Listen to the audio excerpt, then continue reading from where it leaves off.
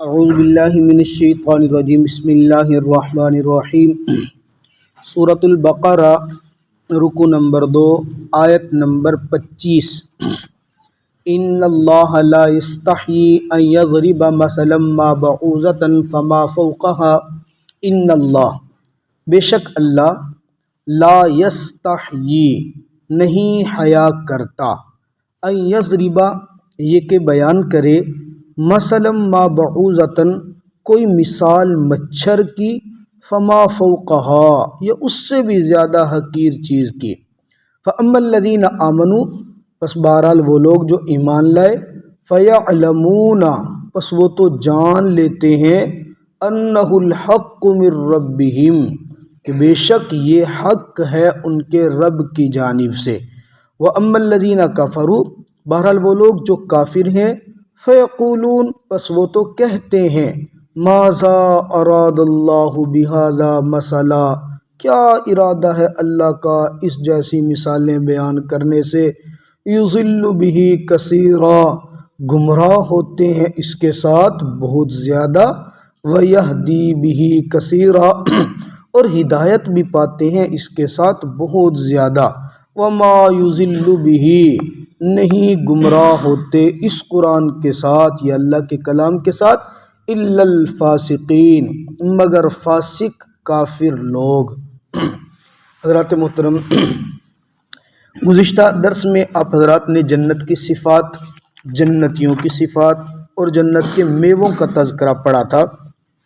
اس سے پہلے آپ حضرات نے پڑھا تھا کہ کافروں نے قرآن پاک کو اللہ کا کلام نہ ہونے پر اشکال کیا تو میرے رب نے ایک چیلنج کیا تھا، ان کنتم فی ریب مما نزلنا، اگر تم کہتے ہو نا کہ یہ قرآن اللہ کا کتاب نہیں ہے فأتوا بسورۃ، ان کو صورت ہی لا کے دکھا دو اس کے مقابلے میں، وہ نہیں لا کے دکھا سکے۔ جب عاجز ہو گئے نا، مخالف کی عادت ہوتی ہے، الزام کرنے والے کی عادت ہوتی ہے کہ جس پر الزام کیا جائے وہ اس کے کمزور ترین پہلو کو تلاش کرنے کی کوشش کرتا ہے، عیب نکالنے کی کوشش کرتا ہے، جبکہ اللہ کی ذات اور اللہ کا کلام تو کمزور نہیں ہے، لیکن اشکال کرنے والا پھر بھی کچھ نہ کچھ ڈھونڈتا تھا کہ کچھ نہ کچھ مجھے کوئی کمی ملے صحیح۔ یعنی ہماری زبان میں یوں سمجھ لیں کہ مخالف معترض اس گندی مکھی کی طرح ہوتا ہے جو پورے صحیح بدن کو چھوڑ کے بدن میں وہ حصہ تلاش کرتی ہے جہاں پیپ نکل رہی ہو، اسی جگہ بیٹھے گی، زخم پہ آ کے تکلیف دے گی، باقی ساری چیزیں وہ چھوڑ دے گی۔ اب ان کو جب کوئی اور اشکال نہیں ملا نا، انہوں نے قرآن پہ ایک اور اشکال کرنا شروع کیا۔ اشکال کیا کیا؟ اتنا بڑا رب ہے، کہتے ہو کہ ساتوں زمینیں اس نے بنائی ہیں، ساتوں آسمان اس نے بنائے ہیں، اتنی بڑی مخلوق بنائی ہے، اور یہ کتاب بھی تم کہتے اس نے نازل کیا، اور مثالیں کس کی دے رہا ہے؟ مچھر کی، مکھی کی۔ مچھر اور مکھی تو گندگی کی جگہ پہ بیٹھتے ہیں، اتنا بڑا رب اتنی حقیر مثالیں کیوں دے رہا ہے؟ نعوذ باللہ، کیا تمہارے رب کو شرم نہیں آتی اتنی مثالیں دینے میں؟ یہ ان کا جملہ تھا۔ اللہ رب العزت نے اعتراض تو سن لیا۔ میرے رب کی عادت ہے اعتراض جس قسم کا ہوتا ہے جواب بھی ویسے ہی دیتے ہیں، یا دوسرے الفاظ میں یوں سمجھ لو، اعتراض جن الفاظ اور جس لہجے میں کیا جاتا ہے میرا رب جواب بھی اسی انداز اور اسی لہجے میں دیتا ہے۔ جیسے آپ نے پیچھے پڑھا، جب کہا گیا ان کو آمن الناس قالوا انؤمن کما آمن السفہاء، انہیں کہا نا تم ایسے ایمان لاؤ جیسے صحابہ لائے، انہوں نے کیا کہا؟ ہم ایسے ایمان لائے جیسے یہ بے وقوف ہیں۔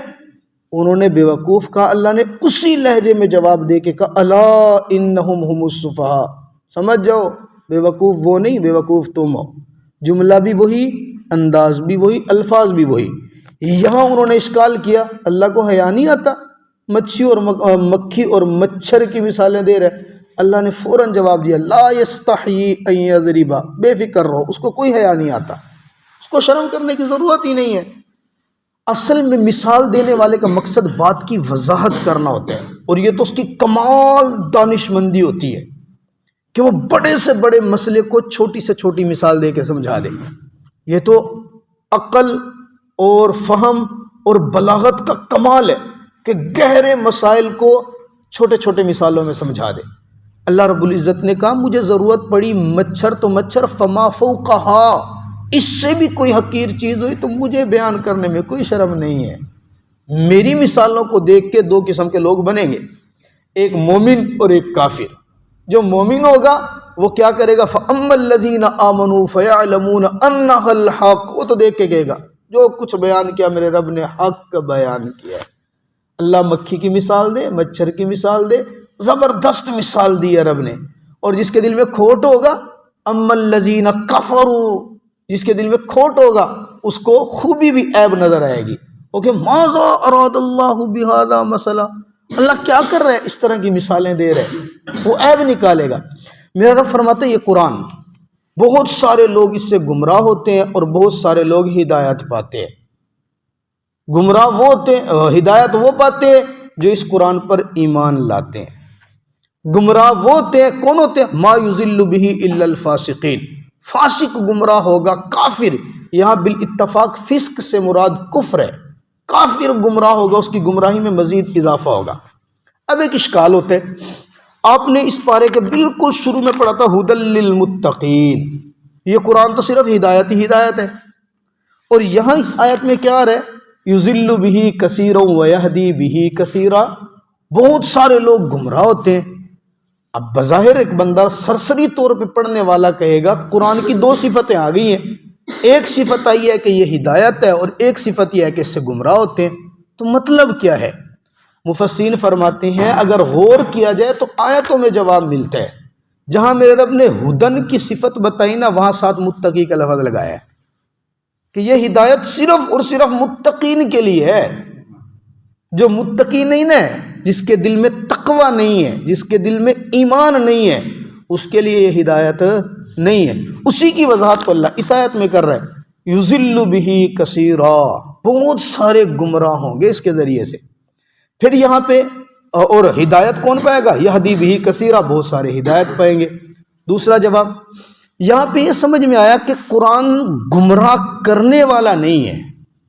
بات کو ذرا سمجھیے گا، ایک ہوتا ہے گمراہ کرنا، ایک ہوتا ہے گمراہ ہونا۔ اشکال تب ہوتا جب قرآن گمراہ کرتا، قرآن گمراہ نہیں کر رہا، قرآن تو ہدایت دے رہا ہے، کوئی گمراہ ہو رہا ہے تو وہ اس کا اپنا قصور ہے۔ قیامت کی صبح تک قرآن پاک کے اندر غور کرنے والے، تحقیق کرنے والے دو طبقے بنتے رہیں گے، ایک ایمان والا ہوگا، وہ آیتوں کا صحیح مطلب نکالے گا، اور ایک جناب والا ایمان والا نہیں ہوگا، فہم نہیں ہوگا، اس کو سمجھ نہیں ہوگی، وہ قرآن تو پڑھے گا، تحقیق تو کرے گا، لیکن مطلب الٹا نکالے گا۔ جب مطلب الٹا نکالے گا تو گمراہ ہوتا چلا جائے گا۔ پچھلے ہفتے کی بات ہے، بعض لوگوں کو تحقیق کا نا جی جذبہ چڑھ جاتا ہے لیکن ان کو فہم نہیں ہوتا۔ پچھلے ہفتے میں نے عشاء کی نماز پڑھی، یہاں ہمارے پاس پیچھے کوئی مقتدی نماز پڑھ رہا تھا، میں جانتا نہیں اسے، بظاہر وہ کوئی پڑھا لکھا لگ رہا تھا۔ میں نماز عشاء کی پڑھا کے باہر صحن میں گیا تو وہ میرے پیچھے پیچھے آ گیا، باہر پیچھے آ کے مجھے کہتا ہے جی آپ کی مسجد کا قبلہ درست نہیں ہے، آپ کی اس مسجد کا قبلہ درست نہیں ہے، سب کی نمازیں ضائع ہو رہی ہیں۔ میں نے کہا بھئی آپ تھرمامیٹر لے کے آئے، آپ نے چیک بھی کر لیا اتنی دیر میں تو آپ کو پہلی مرتبہ دیکھ رہا ہوں 12-13 سال میں یہاں، اور اتنا بڑا الزام آپ نے لگا دیا کہ نمازیں درست نہیں ہیں۔ نہیں کہتا آپ نے مسجد بنائی تو آپ نے اس کا قبلہ درست نہیں کیا۔ میں نے کہا بھئی پہلی بات تو یہ کہ جب مسجد بن رہی تھی میں تھا نہیں، میں آیا تب ہوں جب مسجد بن چکی ہے۔ دوسری بات یہ ہے کہ آپ مسلمان ہیں، کہتا ہاں۔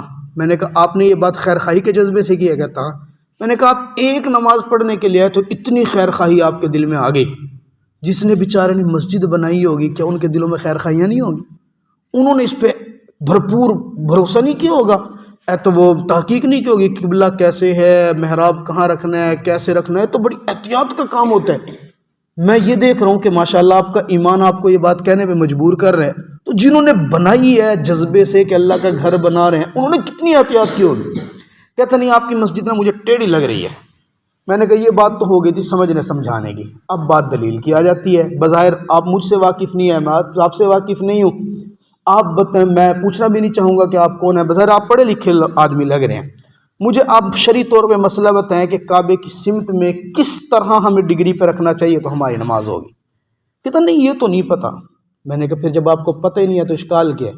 او بھائی 90 ڈگری کے اندر سمت کسی طرح بھی ہو جائے نا تو نماز درست ہو جاتی ہے، این سٹریٹ آپ کہاں سے لے کے آؤ گے؟ ہم یہاں ہیں کعبۃ اللہ او کہاں ہے، ایک جہتی لانی ہے نا، اور اللہ نے پھر ہمارے بھروسے کے لیے ہمیں کہا، انشاءاللہ ہمارے درس میں آئے گا اینما تولوا فثم وجہ اللہ، قصدن بندہ رخ نہ موڑے، قصدن بندہ رخ نہ موڑے۔ ہم نے اپنی احتیاط کر لی، اگر تھوڑا بہت دائیں بائیں ہو رہا ہے 90 ڈگری کے اندر سمت کسی طرف بھی جاری، ہماری نماز ہو جائے گی۔ کہتے نہیں آپ یہ بتائیں بھئی عین سیدھا قبلہ کرنا درست نہیں ہے۔ میں نے کہا حتی الممکن تو کوشش کرنی چاہیے، لیکن جب نہیں ہو سکتا اور ممکن بھی نہیں ہے، اور ہماری مسجد اگر آپ تھرمامیٹر لائیں وہ جو ہوتے ہیں کمپاس وغیرہ جس سے وہ کرتے ہیں تو اس اعتبار سے ٹھیک ہوگا۔ ہم نے کئی مرتبہ کوشش کی ہے، یہ پہلے میرے آنے کے بعد بھی ہم نے چیک کیا کہ صفیں ہماری کتنی ہیں۔ کہتا ہے دیکھیں جی قرآن تو کہتا ہے حافظوا علی الصلوات والصلاۃ الوسطی۔ میں بتا رہا ہوں کہ تحقیق غلط ڈگری پہ جب چلی جائے نا تو مفہوم بدل جاتے ہیں۔ حافظوا علی الصلوات والصلاۃ الوسطی، اللہ تو کہتا ہے کہ نمازوں کی حفاظت کرو، خاص طور پہ درمیانی نماز کی، اور آپ کہہ رہے ہیں کہ 90 ڈگری میں جہاں بھی ہو جائے تو نماز۔ میں نے کہا اللہ اکبر، شاید آپ یہ دلیل پیش نہ کرتے تو میں آپ کو علمی آدمی سمجھتا رہتا، آپ نے تو دلیل پیش کر کے اپنا ساری بات کا بھرم ہی کھو دیا۔ کہتا کیسے؟ میں نے کہا آپ کو یہ جو آپ دلیل پیش کر رہے ہیں اس میں کیا لکھا ہے بھئی؟ رخ سیدھے کرو۔ اس دلیل کو میں نے کہا آپ رخ سیدھا کرنے والی، تو اگر رخ سیدھا کرنے والی بات حافظوا علی الصلوات میں ہے تو والصلاۃ الوسطی کا کیا مطلب ہوگا؟ خاص طور پہ صلاۃ وسطی کی، اس کا تو مطلب ہے نمازوں کو نمازوں کے اوقات میں پڑھنا ہے، قضا کر کے نہیں پڑھنی ہے۔ خاص طور پہ صلاۃ وسطی عصر کی نماز ذرا مصروفیت کا ٹائم زیادہ ہوتا ہے، اس کو خاص طور پہ آپ نے وہ پڑھنا ہے۔ تو آپ اس طرح، میں نے کہا بھئی آپ میرے ساتھ بحث نہ کریں، آپ مجھے نہیں جانتے ہیں، میں آپ کو نہیں جانتا ہوں، آپ کو میری کسی بات پہ اعتماد بھی نہیں آنا ہے، کیونکہ پہچان سے ہی بندہ میں جانتا ہے۔ آپ کسی عالم کے پاس جائیں، کسی مفتی کے پاس جائیں، اس سے صرف یہ مسئلہ جا کے پوچھنا کہ کتنی سمت میں ہمارا چہرہ قبلے کی طرف ہو تو نماز درست ہوتی ہے۔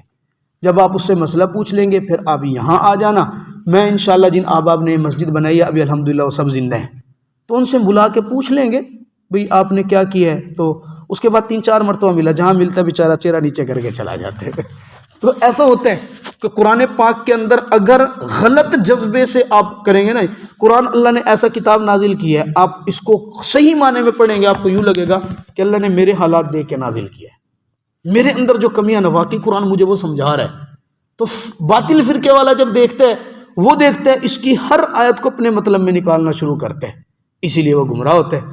اب اس کو صحیح سمجھنے کے لیے ہمیں رسول اللہ صلی اللہ علیہ وسلم کی حدیث کا دامن پکڑنا ضروری ہوتا ہے۔ جب رسول اللہ صلی اللہ علیہ وسلم کی حدیث پڑھتے جائیں گے پھر ہمیں پتہ چلے گا جو مطلب میرے دماغ میں آ رہا ہے نا وہ آیت کا نہیں ہے، مطلب آیت کا وہ لینا ہے جو رسول اللہ صلی اللہ علیہ وسلم نے بتایا ہے۔ اللہ تعالیٰ مجھے اور آپ کو سمجھنے کی توفیق عطا